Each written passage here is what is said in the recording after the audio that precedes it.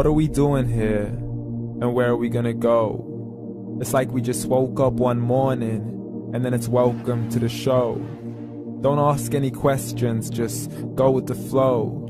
Make as much money as you can, and try your best not to get broke. Copy everything you see on the TV, from the hairstyles to the clothes, and don't think too often, just do exactly as you're told. And if you ever get confused, then just turn towards the alcohol. You'll still hear your thoughts, then just turn up the radio as you learn to live a lifestyle of drugs, sex, and rock and roll. But in all honesty, I just need to know, is there more to the cycle than growing and getting old? Living and dying just to leave behind a happy home and a whole lot of property that somebody else is going to own. I just really need to know before the casket's closed, 'cause I'm not willing to gamble with my soul, nor am I ready to take any chances. These are just simple life questions, and I'm just searching for some answers. Like, what are we doing here? And what is our purpose? How did we get here, and who made us so perfect? And what happens once we go, or is this world all really worth it? Questions we don't answer because apparently we don't really have to. There's no purpose to this life and our existence is merely natural. Then in that case, please let me ask you, did you create yourself, or was it somebody else who had fashioned you? 'Cause you're a being that's impeccable, faultless and unparalleled. You're a product of supreme intelligence, and I'm merely being rational. For there isn't a camera on this earth that can come close to the human eye, nor a computer that can compete alongside the human mind. And if the whole world was to come together, we wouldn't be able to create a single fly.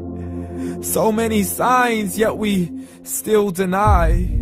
As science tries to justify that all this could come from none, when it's a simple sum. 0 plus 0 plus 0 cannot possibly ever give you 1. So from where did all this order come? For everything has its origins, a maker, a creator of its own. I mean, the only reason you're watching this video is because somebody had to press upload. So we can believe in the Big Bang, but I'd rather believe in He who caused it to explode. Allah, the creator of everything along with every single soul.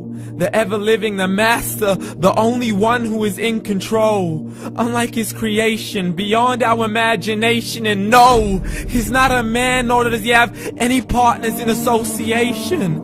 He's on his own. And no, he did not ever leave us alone. Just like every manufacturer, he left us with an instruction manual.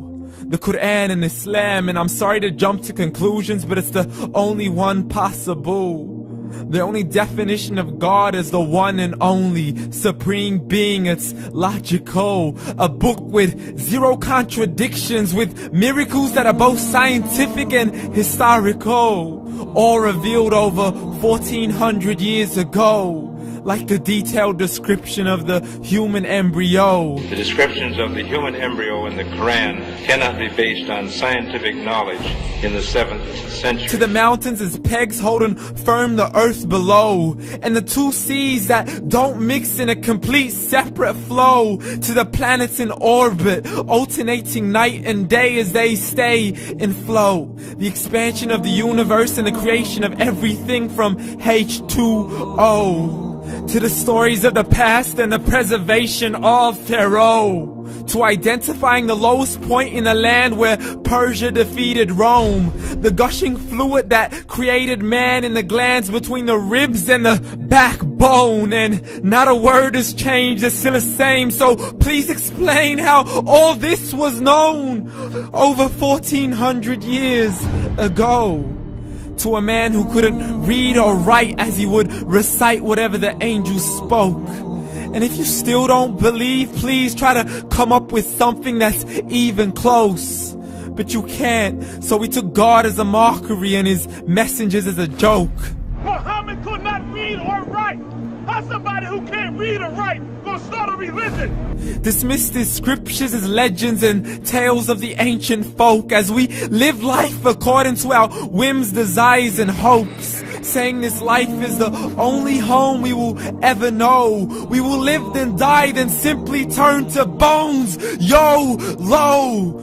Correction, after the grass dies, the rain arrives and it regrows, and Allah promises to do the same thing to your very soul and bring you back from your very fingertips to your toes, as the all-seeing supreme being watches us so close, and we are surely being tested in our wealth, our health, and our self, and everything that we've been blessed with. So believe, for we will surely be resurrected and be brought back to our Lord and account for every single deed, as He hands us our books and orders us to read.